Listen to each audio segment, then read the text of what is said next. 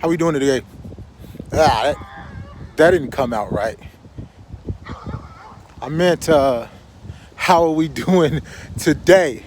Well, today is Wednesday, and if you guys remember, or if you've seen any of my videos, which I'm almost positive none of you have, because this is really only my second video, but I made a commitment Monday that every Monday, Wednesday, and Thursday I would make a video.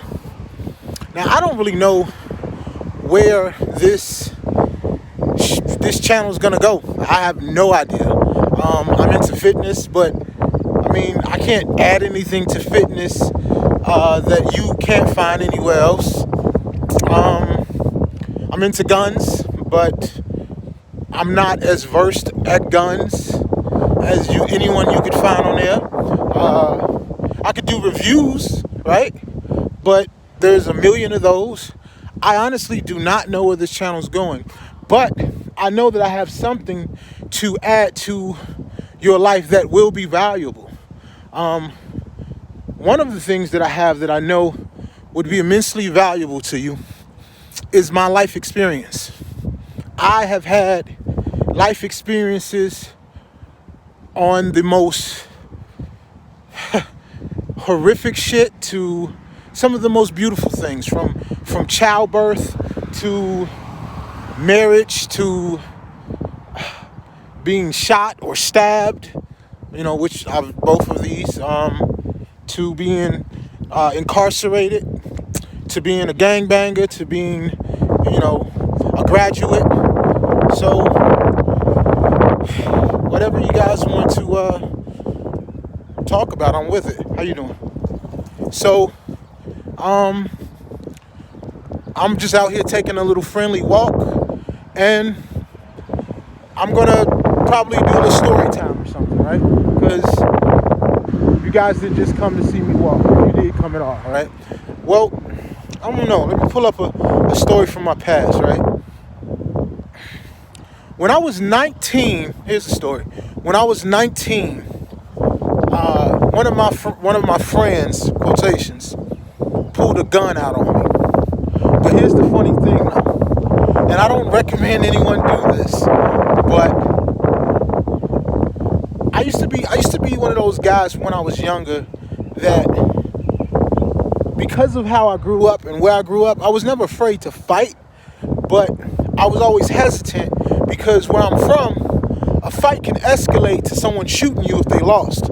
I mean, there's been multiple instances of that in my life when I was younger. So I was always there was trepidation there because I always felt like, okay, so if I win, this guy could easily come back with his boys or do a drive-by or chase me down and kill me. So I was always the person to squash it, right?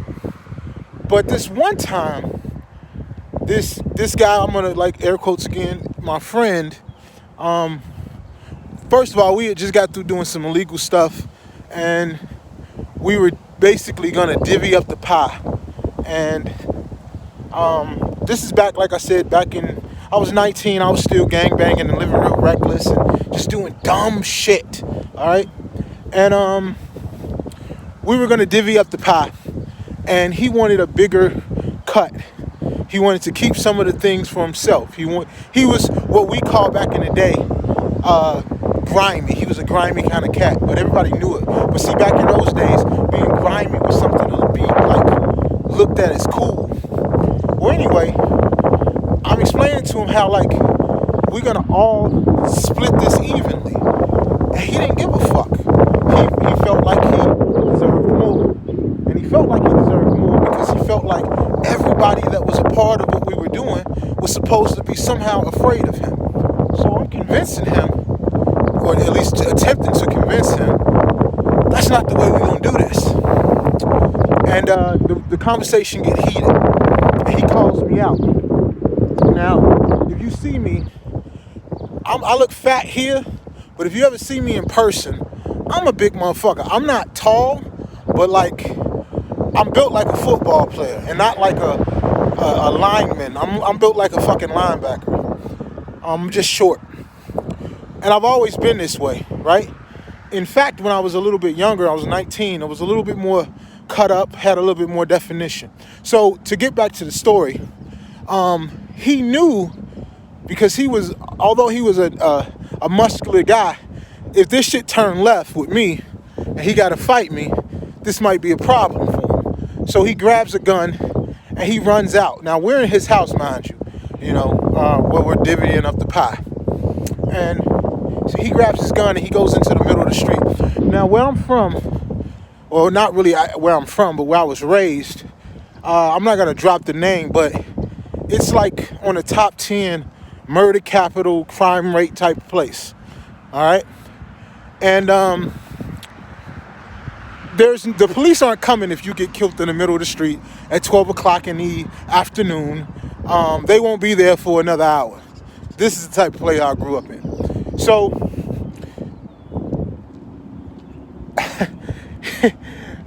I remember thinking in my head, he thinks I'm not about to come out there, that I'm about to puss up because he got a fucking gun in his hand. But I'm like, nah, that's the direct opposite of what's about to happen. So I'm putting on my shoes. He's like, come out, motherfucker, come out. And I'm yelling back, hold on, sweetheart. I'll be right there, baby. I'm putting on my motherfucking shoes. I'm lacing them bitches up, ready for it. Like, what's good? So I come out there, right? And I'm in his face. And I'm still respecting the gun, because I know that if I'm too gung-ho, I mean, he's got a 40 caliber in his hand. And I don't know how much you know about guns, but that 40, even by accident, will blow you, bro. Any gun by accident will blow you, but a 40, whew. All right, so anyway, he's got the gun extended in my face and shit, and I'm just over there. Come on, motherfucker. Come on. Come on, motherfucker. What you gonna do? What you gonna do? Put the gun down, motherfucker. Put it down. So I'm talking hella shit. He tries to hit me with the gun. I push the gun out the way. I'm like, motherfucker, what you gonna do? Let's go, bitch. Let's go. Now, how that ended is he swings at me again with the gun, tries to hit me with it, and I slap like the wrist of the gun, of the hand that has the gun in it, and it sends the gun flying. The gun is a high point, which is it's a cheap piece of shit, really. It's like the lowest grade gun that you can get. But self-defense is self-defense for anyone who wants to purchase a gun. It's a good home defense gun, but I wouldn't buy it if you want to do anything else with it. So it hits the curb and it like breaks, and a bullet it goes off, bah, right? And at this point, I was so heated, I didn't realize that a crowd had formed on the street, and they were looking at the spectacle that me and him were making. They were checking out how crazy we were fucking looking. So anyway, the gun goes off, and at this point, I could have swung on him and whooped his ass, okay? But I didn't. And he didn't try to swing on me. Instead, we looked at each other and we walked away.